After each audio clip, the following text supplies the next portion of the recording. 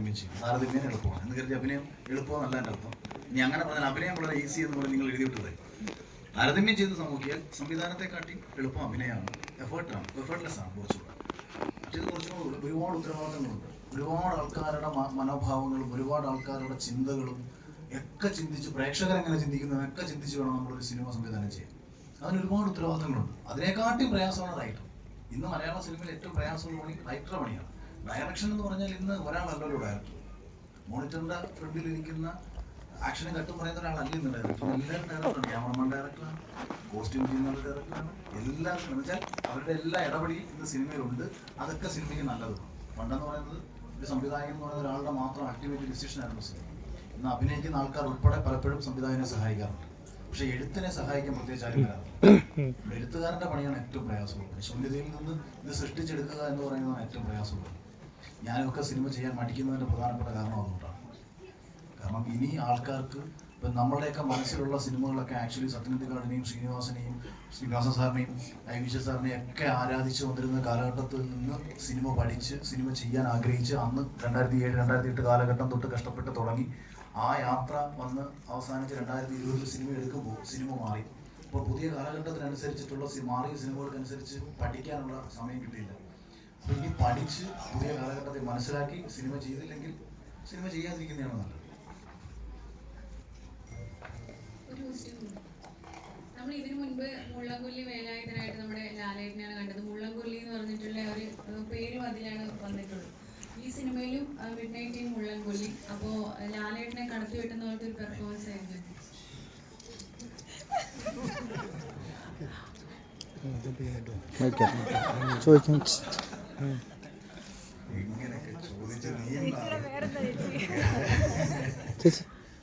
മോഹൻലാലിനെ കടത്തി വെട്ടാൻ കഴിയുന്ന ആരെങ്കിലും തോന്നുന്നുണ്ടോ?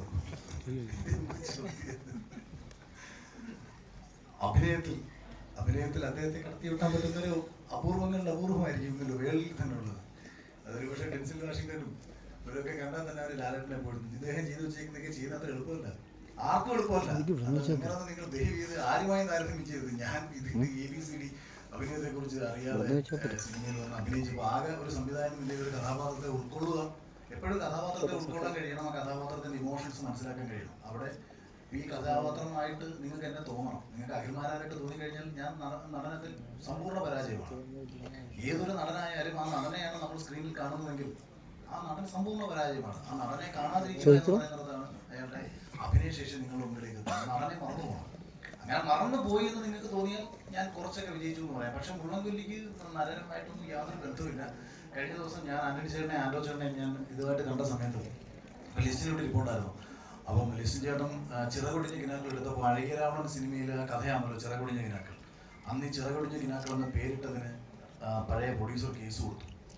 അതായത് ഈ പേര് യൂസ് ചെയ്തമായിട്ട് ആ സിനിമയാണ് അങ്ങനെ പൈസയൊക്കെ കൊടുത്ത് സെറ്റിൽ ചെയ്തിട്ടാണ് ഈ ചിറകൊടിഞ്ഞ കിനാക്കൾ ലിസ്റ്റിൻ ചേട്ടൻ ഇറക്കിയത്. ആൻഡോ ചേട്ടനോട് ഇങ്ങനെ പറഞ്ഞു. അപ്പോൾ ആന്റണി ചേട്ടൻ പറഞ്ഞു, എനിക്ക് പിന്നെ ഒരു കാര്യം ചെയ്യാം, ഞാൻ മുള്ളംകൊല്ലിക്ക് സ്റ്റേ കൊടുക്കാം. ഞാൻ പറഞ്ഞു, എനിക്ക് നല്ലതാണ്, ചേട്ടന് ദോഷമായിരിക്കുന്നത്. അപ്പോൾ പറഞ്ഞു, അതിന് നെഗറ്റീവാകുമ്പോൾ ഒന്നും ഞാൻ ചെയ്യത്തില്ല, വേണം. അല്ല, മുള്ളംകൊല്ലിയായിട്ട് യാതൊരു ബന്ധവുമില്ല. മുള്ളംകൊല്ലി എന്ന് പറയുന്ന ഒരു ഗ്രാമത്തിൽ നടക്കുന്ന ഒരു രാത്രിയിൽ നടക്കുന്ന ചില പ്രശ്നങ്ങൾ, അതിനെ തുടർന്ന് നല്ല രീതിയിൽ മുന്നോട്ട് പോകുന്ന സന്ദർഭങ്ങളും ഒക്കെ ചേർത്തിണക്കി പോകുന്ന സിനിമയാണ്.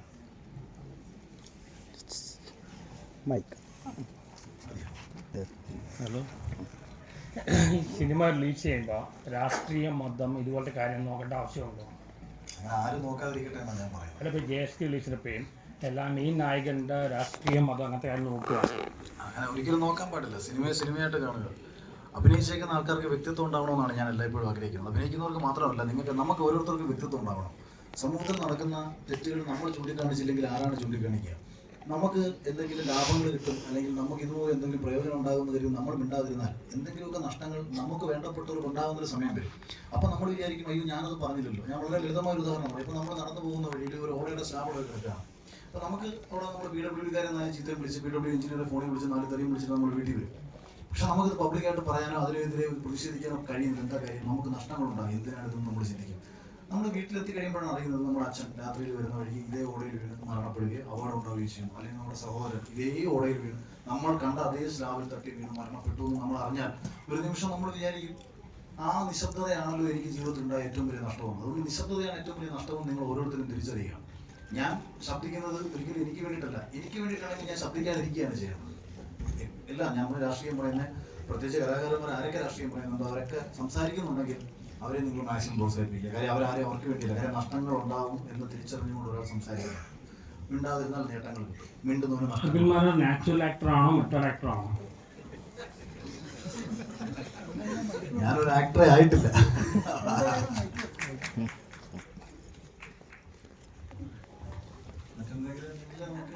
മൈക്ക്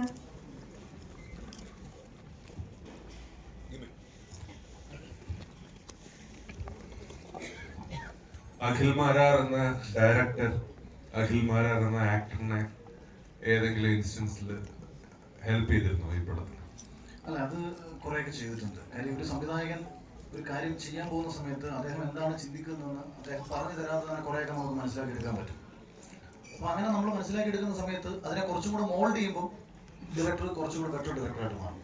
പക്ഷെ അല്ലെങ്കിലും ഈ പറയുന്ന അതേസമയം ഇപ്പോൾ എനിക്കിവിടുന്ന് കൊച്ചിയിൽ നിന്ന് ട്രിവാൻഡ്രത്തേക്ക് പോകാൻ എളുപ്പവഴി കോട്ടയം വഴിയാണ് എളുപ്പവഴിയെങ്കിൽ ആ കോട്ടയം വഴി തന്നെ പോകണമെന്ന് ഞാൻ പറയുകയും ഡയറക്ടർ പറയുകയും ചെയ്താൽ അത് രണ്ടും ഈക്വലാണ്. അതിൻ്റെ അർത്ഥം ഒരാളുടെ അഭിപ്രായം വേറെ സ്വീകരിച്ചു എന്നോ അത് ശരിയെന്നുള്ള നിലയല്ല. അതാണ് അതിൻ്റെ ശരി. ഞാൻ ചെയ്തൊരു സംഭവം ശരിയായിട്ട് വന്നു എന്ന് ഡയറക്ടർക്ക് തോന്നിയാൽ അത് നല്ലതാണ്.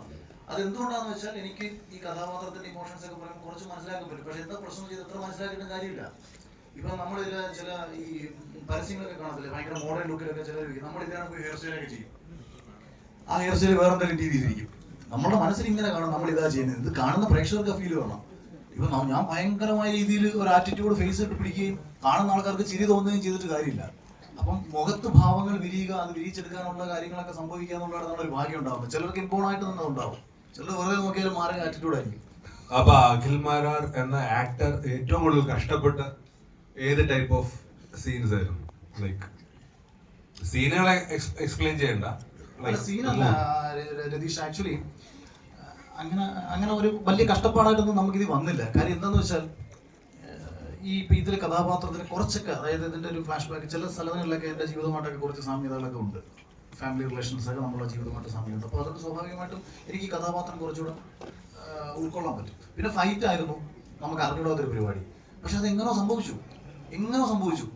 അതാണ് ഞാൻ പുള്ളിയുടെ ഹെൽപ്പൻ ഇപ്പോൾ ഉണ്ട്. അദ്ദേഹം പുള്ളിയുടെ ഫോൺ കൊടുത്താൽ പുള്ളി പറയും, അല്ല മൊബൈൽ കൊടുത്താൽ ക്യാമറമാൻ കൊടുത്താൽ പറയും, അല്ല പുള്ളി അങ്ങനെ ഇട്ടവരാണ്.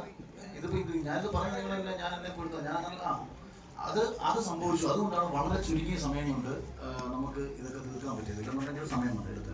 അപ്പോൾ അതൊക്കെ നല്ലൊരു എക്സ്പീരിയൻസ് ആയിട്ട് തുടങ്ങുന്നതാണ്. All the very best. ഈ റിവ്യൂ സിനിമയെ ബാധിക്കുന്നുണ്ടോ? സിനിമ റിവ്യൂവിനെ ബാധിക്കാറുണ്ട്. ഞാൻ തിരിച്ചാണ്. കാര്യം എന്താണെന്ന് വെച്ചാൽ സിനിമ ഇല്ലെങ്കിൽ റിവ്യൂക്കാർക്ക് ജീവിതമില്ല.